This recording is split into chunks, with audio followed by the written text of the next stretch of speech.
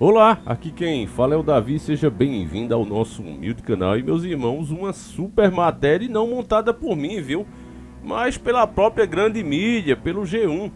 Tem alguns assuntos que vocês já perceberam aqui, você que acompanha o canal. Quem chegou agora seja bem-vindo, aqui quem fala é o Davi, você entrou no canal Encarando o Sobrenatural. E ao longo da nossa história aqui, nós já comprovamos que quando o assunto é de extrema importância para a população, mas que não é interessante para o sistema falar daquele assunto, você tem 3 ou 4 linhas no máximo. Eles apenas fazem a matéria para ter a desculpa de dizer: olha, nós falamos sim sobre o assunto. Não foi boicotado, não foi ignorado, tá aqui nas nossas matérias. Mas são curtíssimas, é impressionante, como se as pessoas não fossem se interessar, quando na verdade é o contrário. Já outros assuntos, você pode prestar atenção quando for questões de clima, quando for questão agora que é a bola da vez, como você vai ver na matéria enviada pelo nosso querido irmão Roberto Balakov. Desde já um abraço forte para o nosso irmão. Você vai ver que nós temos uma extensão muito grande, uma matéria extensa demais sobre o assunto, porque a onda da vez agora é alienígena. Você viu, inclusive, o governo americano falando abertamente sobre isso. Pessoas que tiveram altos cargos, que ainda são influentes, falando abertamente, sim, existe e tal, né? Uma coisa que parece que está sendo forçada também, né? Pelo menos é o que está aparecendo. Vamos ver essa grande matéria aqui, porque ela realmente é enorme, ó. Abduções e visões em Quixada. Cidade do sertão cearense concentra relatos de contatos extraterrestres. Matéria muito recente, de 4/8/2023. E já começa com as palavras, ó. Eu vi, em letras maiúsculas, estas duas palavras encerram no dia 14 de maio de 1960 a coluna da escritora cearense Raquel de Queiroz na revista Cruzeiro. A autora se referia a uma luz alaranjada que havia visto no dia anterior na companhia da irmã, do marido e dos trabalhadores da fazenda Não Me Deixes, em um distrito de Quixada. É bom, né, que você vê aqui que eles foram puxar um relato de uma pessoa de 14 de maio de 1960. Família, o que eu estou dizendo para vocês, e eles vão mais atrás ainda, né? Há uma forçação de barra hoje para que você acredite em seres vindos do espaço, quando na verdade, quando você vai ver a forma que esses tais seres se comportam, não tem nada de tecnológico, puxando sangue das pessoas, né? As próprias abduções também não tem lógica, é mais para possessão. Não existe isso de abdução, existe possessão, né? Mas a ideia é fazer você acreditar em seres tecnológicos. Então ela continua: a escritora se considerava uma pessoa cética e tinha o hábito de olhar para o céu. Um dos seus romances foi As Três Marias, de 1939, com uma história em que 3 amigas se inspiravam nas estrelas que formam o cinturão de Órion. Engraçado que é cética, mas escrevia também já sobre o espaço, sobre as estrelas, né? Interessante. Em 1960, ela chamou o que viu de objeto voador não identificado, cercado por um ralo luminoso e nevoento. A luz variava de intensidade, de velocidade e de aparência, sempre se deslocando no sentido horizontal, e sumiu depois de mais de 10 minutos naquele início de noite. Pelo menos umas 20 pessoas estavam conosco no terreiro da fazenda, e todos viram o que nós vimos: trabalhadores que chegaram para o serviço hoje pela manhã e que moram a alguns quilômetros de distância. Nos vem contar a mesma coisa, escreveu Raquel Queiroz. Uma dessas pessoas era Paulo, que era morador da fazenda e tinha por volta de 20 anos, antes de falecer. Antes de falecer, ele contou a história para o Wellington Paiva, coronel da reserva da Polícia Militar, piloto de helicóptero e estudioso da ufologia no Ceará. Segundo Wellington, o relato de Raquel de Queiroz e o caso Barroso foram os primeiros a trazer destaque à Quixada, no sertão central do Ceará. Então, se tem uma coisa que é verdadeira, e isso eu não coloco nunca em questão, é o depoimento das pessoas. Com certeza, em Quixada acontece muita coisa, né? Inclusive os nossos próprios irmãos, que com certeza acompanham o nosso canal, que são de lá, né, podem falar aí nos comentários. O problema é a interpretação destes fenômenos que a mídia força. É uma narrativa só. Olha, assim como os Senhores do Mundo, Formato da Terra e outras coisas, né, desses assuntos tidos como teorias conspiratórias, tem diversas teorias para esses assuntos, principalmente alienígenas. Tem milhares, mas a única que é destacada, a única que vira filme é essa: seres de outros planetas altamente tecnológicos que vêm aqui brincar. E isso é pelo comportamento deles próprios. Até esses fenômenos luminosos se comportam de maneira boba, né? É o tempo todo isso. Então, também serviram de inspiração para o roteiro do filme Área Q, de 2012. Fazendo algum filme, meus irmãos. As filmagens deveriam ter sido feitas no Arizona, nos Estados Unidos. Produzido pelo cearense Raul Gomes, a longa foi trazido para Quixada e teve histórias baseadas nos relatos da região. Como conta o Wellington, o episódio de Francisco Barroso aconteceu em 3 de abril de 73. Olha aí o tempo voltando, família. O agricultor de 45 anos se deslocava na estrada da fazenda durante a madrugada quando foi atingido por um forte raio de uma nave alienígena. Então aqui a mídia já te diz o que é, né? Eles não te dizem o que de fato o homem relata. Não, teve um raio de uma coisa luminosa no céu, não dava para identificar não. É uma nave alienígena. Então isso aqui, meu irmão, não foi uma forçação de barra. Se você, né? Não, Davi, mas eu acredito em naves alienígenas, tamo junto. Mas veja, a mídia está interpretando um fenômeno, ela já está dizendo o que é. Isso está errado, meu irmão. Era a mesma coisa que eu dissesse, aqui foi um raio de um espírito. Cara, o cara falou isso, a testemunha relatou isso, não relatou. É a minha interpretação. E eu não posso colocar ela no lugar da descrição que a testemunha dá. Então aqui, como sempre, aquele trabalho pouco da mídia. Quando foi atingido por um forte raio de uma nave alienígena. Ele foi encontrado desacordado por um vaqueiro que o levou de volta à fazenda. Após o contato, Barroso teve regressão mental. Então você vê que não tem lógica isso, né? Seres ultramodernos, né? Avançadíssimos, vêm dos confins das dimensões para fazer mal de um coitado, de um trabalhador, um agricultor de 45 anos, e os caras vêm para isso. É absurdo, família. Isso aqui não tem lógica. Isso aqui é coisa de demônio mesmo.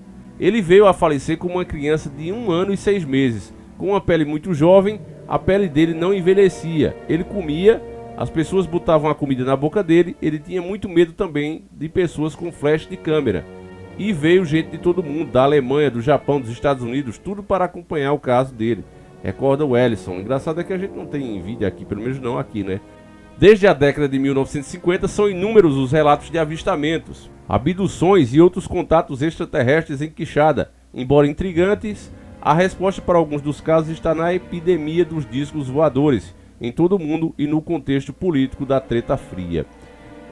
Outra coisa interessante aqui, meus irmãos, é que eles dizem que ele faleceu, né, com pele de criança e tudo mais. Também é uma interpretação da própria mídia, né? Se essa foto aqui for a dele, parece que é, ó, essa foto aqui, dá uma boa olhada nela, você não vê nada que o cara virou uma criança, porque do jeito que o roteirista aqui, né, o repórter colocou na matéria, eu pensei que era um Benjamin Button, né? Quem assistiu o filme do Benjamin Button, ele nasceu velho e vai ficando mais jovem, né, por uma distorção ali nos hormônios dele. Aqui parece a mesma coisa, só que você vê a imagem, você não vê nada de criança aqui.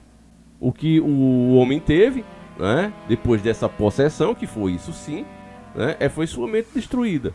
É isso. O que, mais uma vez, eu repito, não tinha lógica, né, seres ultramodernos fazerem uma coisa dessa com uma pessoa. Não seria racional, não seria inteligente, não teria sentido, né?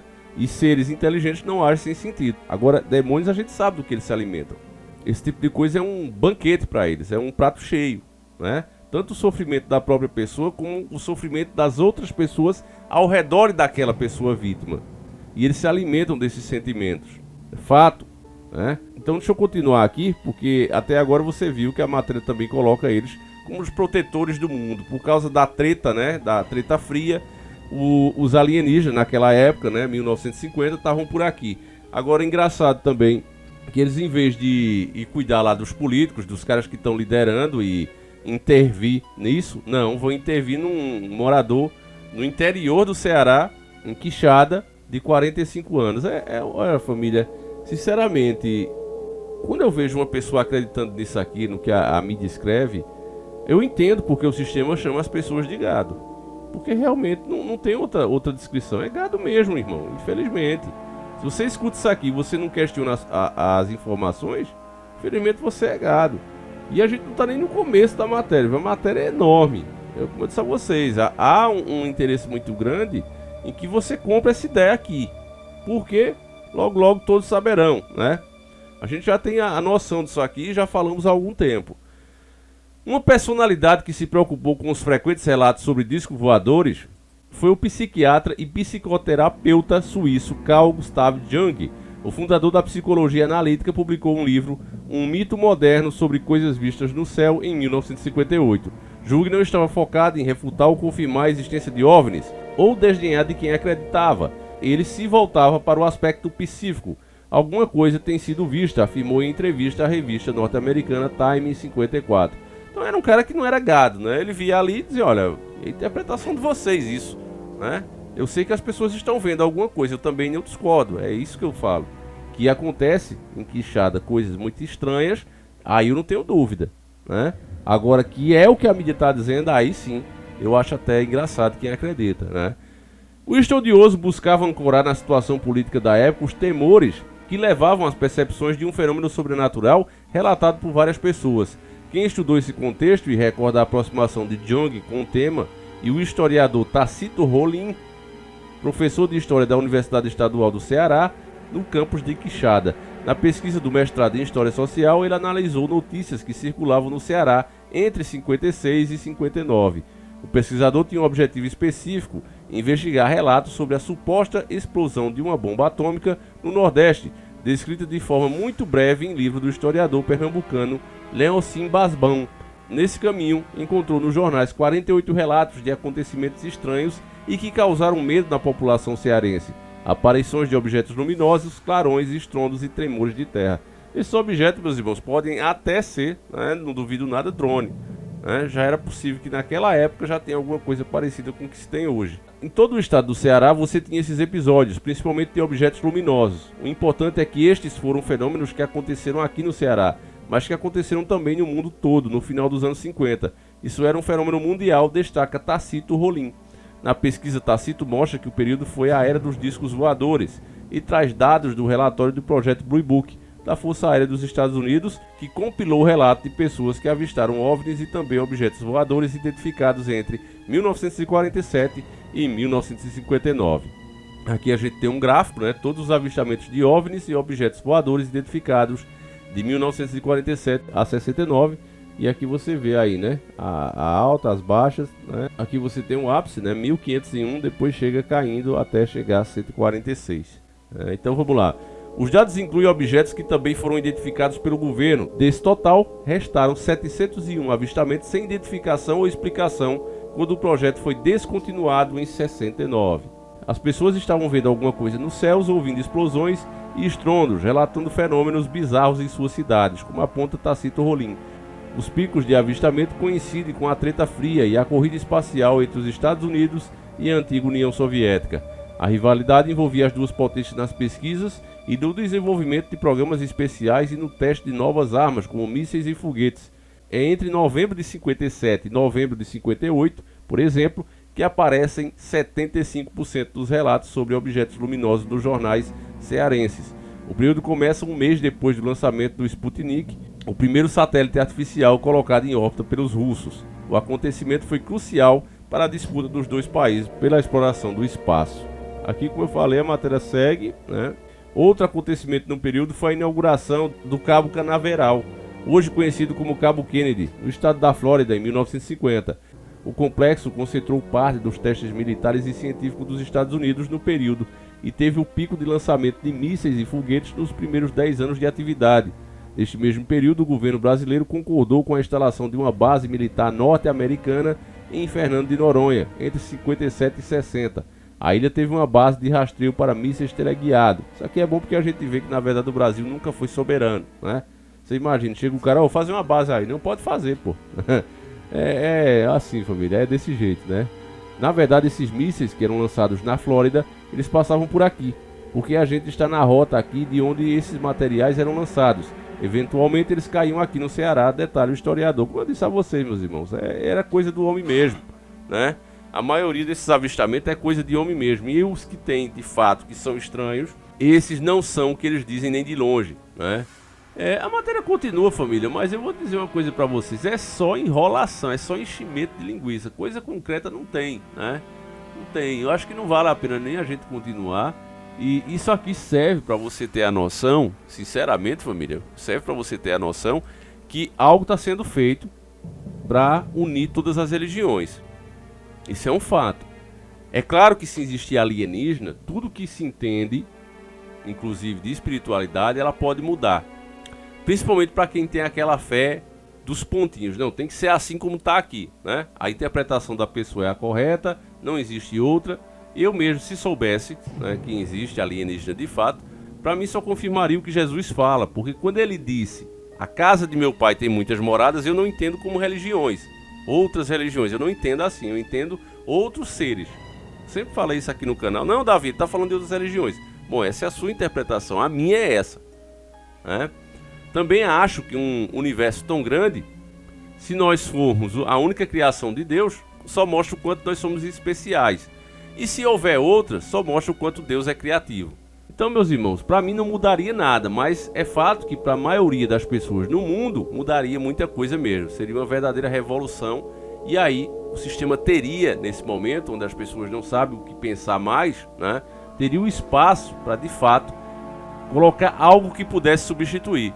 E o que melhor, o que mais lógico do que seres espaciais vindo de outros planetas, que nos ajudaram, como mostrou nos filmes do Predador, né? Alien vs Predador, mostrou lá claramente. Eles formando os humanos, melhorando a nossa inteligência, para que a gente pudesse trabalhar e depois herdamos a Terra como prêmio, né? Tiramos o ouro daqui, eles até levantam essa questão, olha, existia muito mais ouro do que hoje, para onde foi parar esse ouro, né?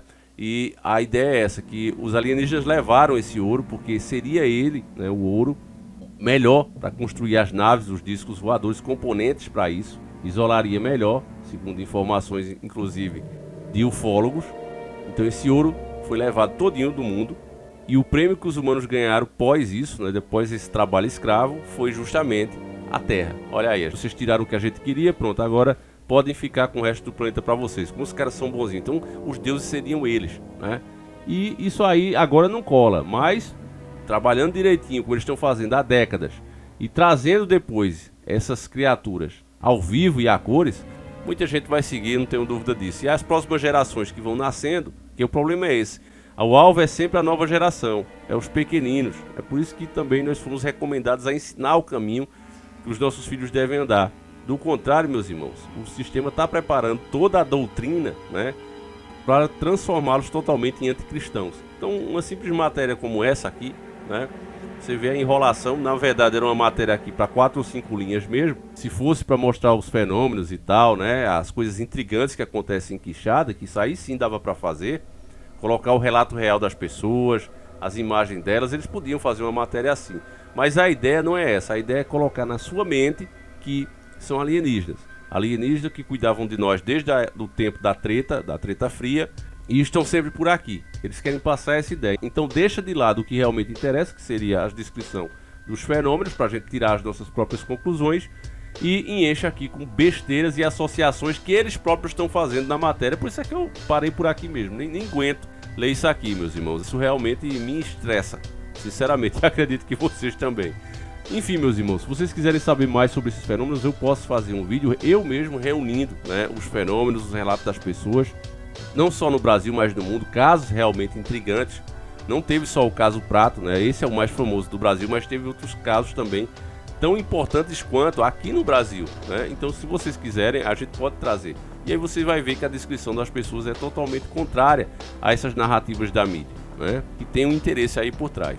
Enfim, meus irmãos, é isso. Deixa aí tua opinião, o que é que você acha que acontece em Quixada, em outras partes da região. Você já viu algum objeto luminoso como esse? Deixa aí os comentários, o que é que você pensa que é essas coisas. Fique com Deus, um abraço e a gente segue juntos. Fui!